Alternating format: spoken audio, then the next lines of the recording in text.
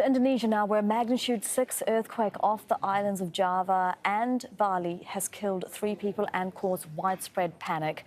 It comes 2 weeks after more than 2,000 people died in a major quake and tsunami on the island of Sulawesi. As many as 5,000 more remain buried in the mud. Well, the response to the disaster in Sulawesi is on the agenda at the annual meeting of the International Monetary Fund and the World Bank in Bali. The global economic outlook, poverty eradication and economic development are also up for discussion. We're joined now by our correspondent Scott Heidler, who is live for us in Bali. And this meeting happening, Scott, as Indonesian authorities announce an end to the recovery operation in Sulawesi. Absolutely, Elizabeth. Yeah, it's been 2 weeks since that devastating earthquake and tsunami here in Indonesia. And as you said, they're transitioning now, the government saying, from a rescue and search operation into what happens next. And someone here at these meetings to talk about this further with us is Ijjasz Vasquez of the World Bank. And, when we look at this, Ide, going from the search and rescue operation, now we're going to the next step. What are the important steps for the Indonesian government now that part of that phase after this disaster is over? Thank you so much. And first of all, our thoughts with the victims and so many people affected by this horrible disaster. As the search and rescue operations conclude, then there enters a phase into the basic recovery.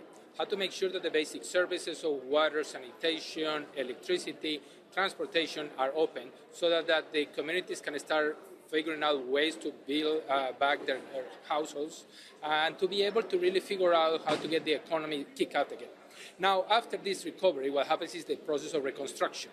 Large numbers of thousands of structures were destroyed, and therefore the question is how to make sure that they're built back better, with better standards in locations that are less risky, and to be able to have much better planning into this process altogether.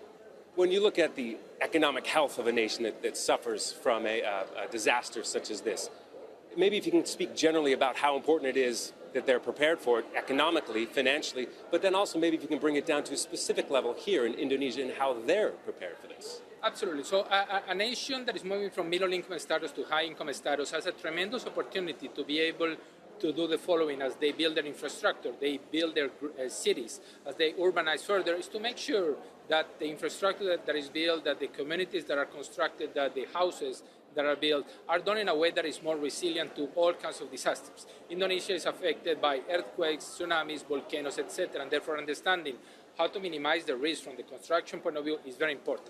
Second, how to have early warning systems that allow people to know when a disaster may be occurring and what is it that they need to do. So it's not just the infrastructure, but it's the communities being able to understand and know how to respond to a disaster. And then finally, have the financial instruments to be able to have the resources for the recovery and the reconstruction fast. Because the faster that you do that recovery and reconstruction, the less the economic impact. The private sector can start activities again, the houses can reconstruct their lives altogether. So this is important, and actually middle-income countries have a tremendous opportunity to grow fast in a way that is more resilient to the future. Great. Thank you very much for that, Ide. Appreciate it. So, Elizabeth, obviously a lot of work still ahead for those residents here in Indonesia affected by this twin disaster. But as we were just hearing, it's important that they're prepared for it, but then also what the lessons they can learn from it, especially when it comes to financing and how they can rebuild their lives. Elizabeth? Scott, thank you very much for that. That is Scott Heidler live in Bali.